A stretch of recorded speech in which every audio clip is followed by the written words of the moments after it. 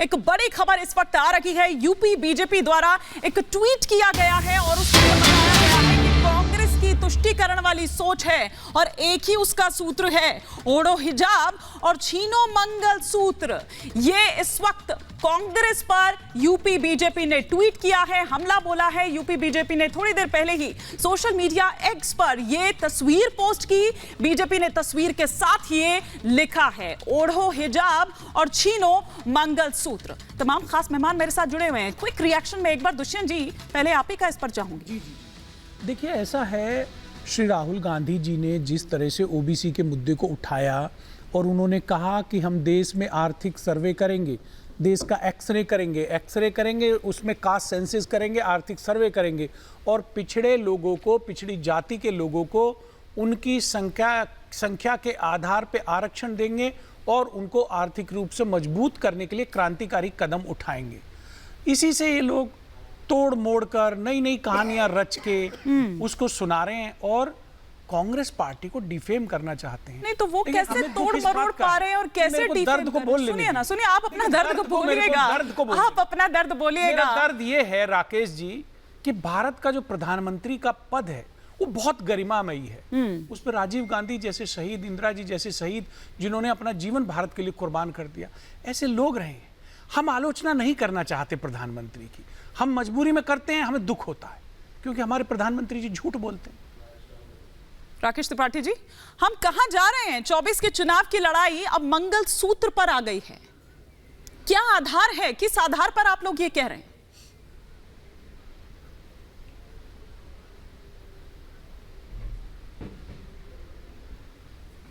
क्या त्रिपाठी जी को मेरी आवाज जा रही है?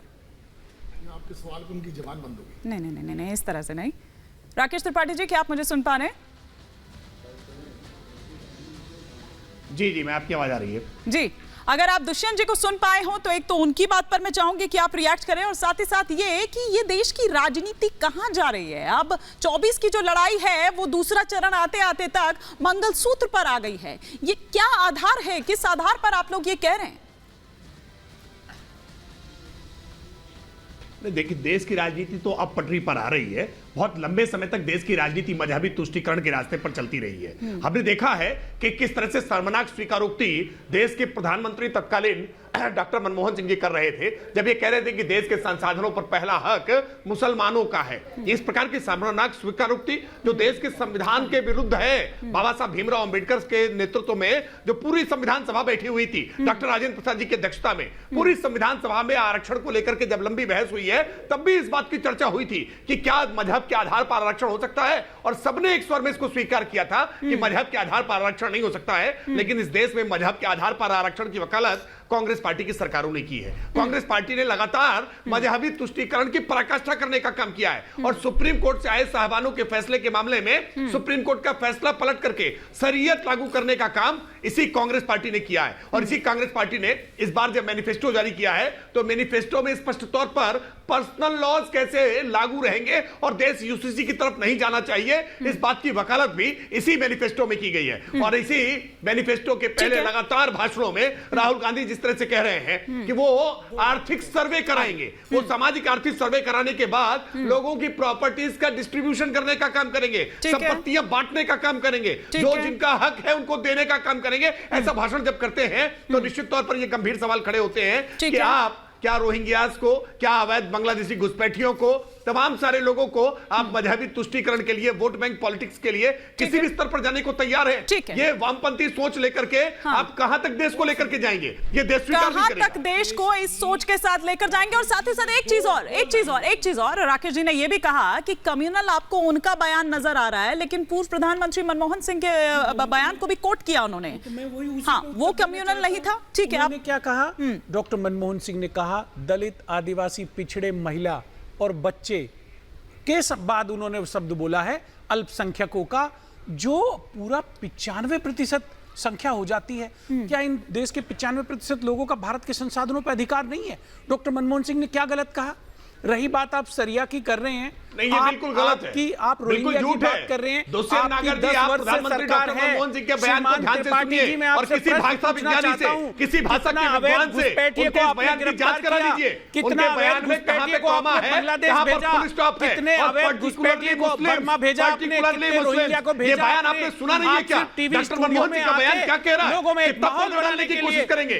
ये आपसे माफी मांगने से भी आपके पास भूलने वाले नहीं है। और बात केवल बयान की नहीं है, आपने एक्शन किए। कांग्रेस पार्टी का एक्शन 10 साल पहले भी ये हिसाब किताब मांगा था क्या आपने? हमारे कांग्रेस का हर एक्शन है। यूएस में, यूके में हमारे सनातन धर्म को मानने वाले लोग रह रहे हैं। आप ही देखा आपने, खाड़ी में मंदिर बना है, तब तो सबको बहुत अच्छा है। अच्छा सुनिए ना, ये 10 साल संविधान है ना, को संरक्षण 10 साल का हिसाब किताब आप मांग रहे हैं, बिल्कुल मांगिए, बिल्कुल मांगिए, लेकिन 10 साल पहले का भी हिसाब किताब कभी मांगा गया है? कभी उस पर भी तो आइए ना, कभी उस पर भी तो आइए। हिसाब लेंगे। हाँ, बिल्कुल लीजिए, बिल्कुल लीजिए, लेकिन तब क्या कहा गया था उस पर भी तो आइए। एक घुसपैठिया को इन्होंने लेकिन तब क्या कहा गया था उस पर भी तो आइए। ममता जी। जी हिमानी जी, बहुत बहुत धन्यवाद। एक चीज ना मैं बहुत सरलता से समझा देना चाहती हूं। जो बोला है राहुल गांधी ने ये वेल्थ सर्वे के नाम पर, वो उन्होंने ये बोला है कि भाई अगर हमारी सरकार बन जाती है, जो असंभव है, तो हम वेल्थ सर्वे करवाएंगे और उसके बाद मुस्लिम अल्पसंख्यकों को जो भी वेल्थ अब यहां से बाकी जिनके पास ज्यादा है निकलेगी उसको बांटेंगे। पता है क्या कहने का मतलब है? कि भाई हम तुम्हारे घरों में आके चेकिंग करेंगे, तुम्हारी वेल्थ देखेंगे, तुम्हारे पास कितना धन संपत्ति है वो देखेंगे। अगर तुम 1000 रुपए कमाते हो तो तुमको बोलेंगे तुम 400 रुपए रखो, क्योंकि तुम जो हो केवल 400 रुपए के लायक ही हो। 400 रुपए में तुम्हारा गुजर बसर हो जाएगा और बाकी के 600 हम ले रहे हैं और इनको हम बांटेंगे। ये होने वाला है हिंदुस्तान। और एक और चीज मैं बता दूं, ये जो बनी है ना गठबंधन की, जो पूरी इन्होंने कुनबा बना करके रखा हुआ है, ये झपट्टा मार तो होने वाला है पंजा, और झपट्टा मारने के बाद पंजा बैठेगा साइकिल में और हम सबकी वेल्थ हिंदुस्तान कान खोल के सुनिए लेकर के ये फुर्र हो जाएंगे। ये इनका मॉडस ऑपरेंडी है, ये सच है। अब आपने जो प्रश्न पूछा था उस पर भी मैं आ जाती हूँ हिमानी जी। ये देखिए, जो पुरानी बात है उस बात को देश के प्रधानमंत्री जब बोलते हैं, जब सच को बोलते हैं, तो वो सांप्रदायिक कैसे हो जाता है? सांप्रदायिक वो था जो डॉक्टर मनमोहन सिंह जी ने 2006 में बोला था। कैसे बोल सकते हैं वो कि इस देश के संसाधनों पर अल्पसंख्यकों का पहला हक है? आज की जो सरकार है, आज के जो प्रधानमंत्री है, वो सबका साथ, सबका विकास और सबके विश्वास की बात कहा जा रहा है कि वो हिटलर की भाषा बोल रहे हैं। नहीं, जो इन्होंने बोला था कि अल्पसंख्यकों का क्या इस देश के संसाधनों पर हक नहीं है? बिल्कुल है। इस देश के अंदर जब सड़कें प्रधानमंत्री जी बनाते हैं तो सब चलते हैं ना उस पर। दुष्यंत भाई आप चलते हैं, मैं चलती हूँ, मुसलमान भाई बहन चलते हैं, आयुष्मान कार्ड आप सबको मिलता है, उसके अलावा उज्ज्वला योजना सबको मिलती है, सबके घरों में बिजली आ रही है। नहीं सर, मैं उसकी अनुमति नहीं दे सकती। कहा था भारत के संसाधनों पर दलित, पिछड़े, आदिवासी, क्या बात आप बोल रहे हैं? महिला, बच्चे, सबका पहला अधिकार है। अच्छा गजब की बात है, तो कांग्रेसी बिलबिलाने लग गए। ठीक है, आज देश के अच्छा, लेकिन गजब की बात है प्रेम जी, आप दोनों को रोक रही हो, आप दोनों को रोक रही हो। दुष्यंत जी,